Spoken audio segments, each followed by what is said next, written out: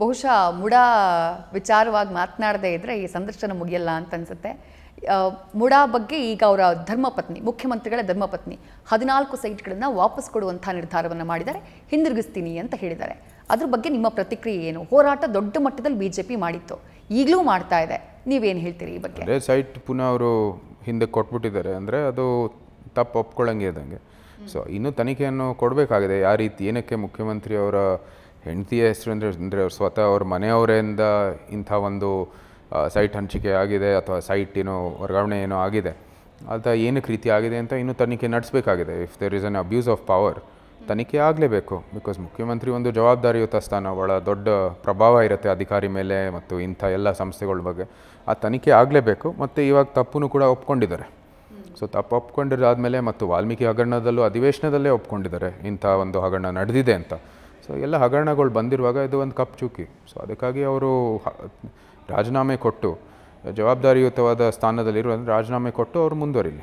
ಸಂಘರ್ಷಗಳು, ಆಸ್ತಿ ಸಂಘರ್ಷ, ಅರಮನೆಯ ಆಸ್ತಿ ಸಂಘರ್ಷ ಅದು ಆಗಾಗ ಆಗ್ತಾನೆ ಇರುತ್ತೆ. ಕಾನೂನಾತ್ಮಕವಾಗಿ ನೀವು ಹೋರಾಟವನ್ನು ಕೂಡ ಮಾಡ್ತಾ ಇದ್ದೀರಿ. ಎಲ್ಲೋ ಒಂದು ಕಡೆ ಯಾವತ್ತೋ ಒಂದು ಸಂದರ್ಭದಲ್ಲಿ ಜನರಿಗಾಗಿ ಒಂದಿಷ್ಟು ಆಸ್ತಿಯನ್ನು ಬಿಟ್ಟುಕೊಡಬೇಕು ಅನ್ನುವಂಥ ಸಂದರ್ಭ ಬಂದರೆ ಯದುವೀರ್ ಒಡೆಯರವರು ಅದಕ್ಕೆ ಸಿದ್ಧರಿದ್ದಾರಾ? ಜನರಿಗೋಸ್ಕರ ಏನು ಬಿಟ್ಕೊಡ್ಬೇಕು? ಜನರಿಗೆ ಏನೋ ಒಂದು ಅಲ್ಲೇನೋ ಕಾರ್ಯಕ್ರಮ ಮಾಡಬೇಕು ಅಥವಾ ಅಲ್ಲೇನೋ ಒಂದು ಬಿಲ್ಡಿಂಗ್ ಮಾಡಬೇಕು, ಆ ಥರದ್ದೇನಾದರೂ ಸರ್ಕಾರ ತೆಗೆದುಕೊಂಡು ಬಂದು ನಿಮ್ಮ ಹತ್ರ ಕೇಳಿದರೆ ಆ ಸಂದರ್ಭದಲ್ಲಿ ಜನರಿಗೋಸ್ಕರ ಸರ್ಕಾರಕ್ಕೆ ಏನಕ್ಕೆ ಬಿಟ್ಕೊಡ್ಬೇಕು ನಾವು? ನೀವೇ ಬಿಟ್ಕೊಡ್ತೀರಾ ನಿಮ್ಮ ವೈಯಕ್ತಿಕವಾದ ಆಸ್ತಿ? ನಿಮ್ಮ ಮನೆಯಲ್ಲಿ ಬಂದ್ಕೊಂಡು ನಿಮ್ಮ ಮನೆಯಲ್ಲಿ ಬಂದು ನಾವು ಸರ್ಕಾರಿ ಕಾರಣಕ್ಕಾಗಿ ಆ ಪ್ರಶ್ನೆ. ಮಹಾರಾಜರ ಪದವಿಗಳು, ಮಹಾರಾಜರು ಏನು ಹಿಂದೆ ಏನು ಆಳ್ವಿಕೆ ಇತ್ತು, ಆಡಳಿತ ಅವ್ರ ಕೈಯಲ್ಲಿತ್ತು, ಅದೆಲ್ಲನೂ ಕೂಡ ನಾವು ವಿಸರ್ಜನೆ ಮಾಡಿದ್ದೀವಿ.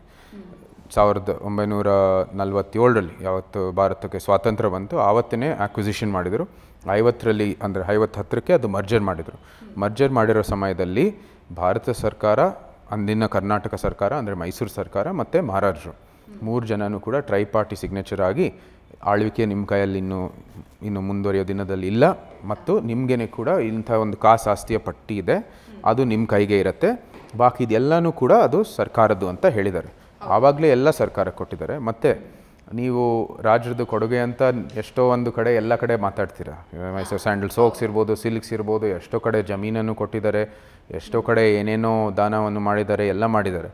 ಸೊ ಅದಾಗಿದ ನಂತರನೂ ಕೂಡ ನೀವು ಇವಾಗಲೂ ಕೂಡ ಸರ್ಕಾರದಿಂದ ನಮ್ಮಿಂದಾನೇ ನಿಮ್ಗೆ ಆಸ್ತಿ ಬೇಕಂದರೆ ಅದು ಆಬ್ವಿಯಸ್ಲಿ ನಾವು ಕಾನೂನಾತ್ಮಕವಾಗಿ ಹೋರಾಟವನ್ನು ಮಾಡ್ತೀವಿ. ಯಾಕಂದರೆ ಸರ್ಕಾರ ಆಗಿ ನೀವು ಈಗ ಒಂದೇ ಕುಟುಂಬ ಟಾರ್ಗೆಟ್ ಮಾಡ್ತಾ ಇರೋದು ಅದು ಸರಿಯಲ್ಲ. ನೀವು ಈಗ ನಾವು ಸಾಮಾನ್ಯರೇ ಕೂಡ ಅಂದರೆ ಇವಾಗ ಇಫ್ ನಮ್ಗೆ ಮಾಡ್ತಾಯಿದ್ರೆ ನೀವು ಬೇರೆಯವ್ರಿಗೂ ಮಾಡಬೇಕು. ಎಲ್ಲರ ಮನೆಯನ್ನು ತೊಗೊಂಡು ನೀವು ಬೇಕಾದರೆ ನಿಮ್ಮ ಕಾರ್ಯಕ್ರಮಗಳು ಮಾಡ್ಕೊಳ್ಳಿ. ನ್ಯೂಸ್ ಫಸ್ಟ್, ನಿರ್ಭೀತಿಯಿಂದ ನಿಮ್ಮ ಪರವಾಗಿ.